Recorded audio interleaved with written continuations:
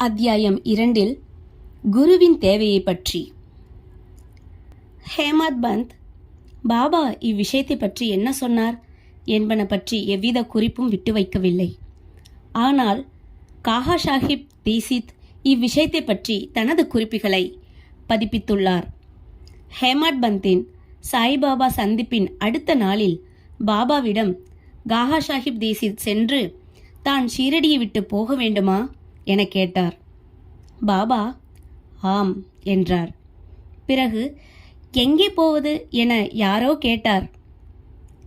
பாபா உயர மேலே என்று கூறினார். அம்மனிதர் வழி எப்படிப்பட்டது என பாபாவிடம் வினவினர். பாபா கூறினார், அங்கே போவதற்கு பல வழிகள் உள்ளன. இங்கு இருந்தும் ஷீரடியிலிருந்தும் ஒரு வழி உள்ளது. பாதை கடினமானது. புலிகளும் ஓநாய்களும் வழியில் உள்ள காடுகளில் உள்ளன. நான் காகா சாஹிப் தீசித் கேட்டேன், ஒரு வழிகாட்டியை நாம் அழைத்துச் சென்றால் என்ன? அதற்கு பாபா கூறினார், அப்போது கடினமில்லை.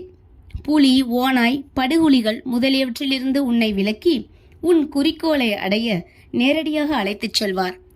வழிகாட்டி இல்லை என்றால் காடுகளில் நீ காணாமல் போகலாம் அல்லது படுகுழியில் விழும் அபாயம் இருக்கிறது. இந்த நிகழ்ச்சியின் போது திரு தபோல்கரும் அறை அருகே இருந்தார்.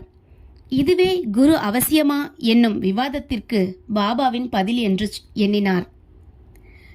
ஒரு மனிதன் சுதந்திரமானவனா அல்லது கட்டுப்பட்டவனா என்னும் விவாதம் ஆன்ம விஷயங்களில் உபயோகமில்லை என்றும், இவ்வத்தியாயத்தின் மராத்தி மூல பதிப்பில் விளக்கப்பட்டபடி பெரிய அவதாரங்களான ஸ்ரீராமர், ஸ்ரீ கிருஷ்ணர் முதலியோர் வாழ்க்கையில் தமது குருக்களான வசிஷ்டர், சாந்தீபனி முதலியோரிடமும் தன்னை அறிவதற்காக சரணமடைந்தார்கள் என்றும், குருவினுடைய உபதேசத்தினாலேயே பரமாத்திகம் அடையப்படுவது என்றும், நம்பிக்கையும் பொறுமையுமே அத்தகைய முன்னேற்றத்திற்கு தேவையான நற்பண்புகளாம் என்பதுமே பாபாவின் திருக்குறிப்பாம்.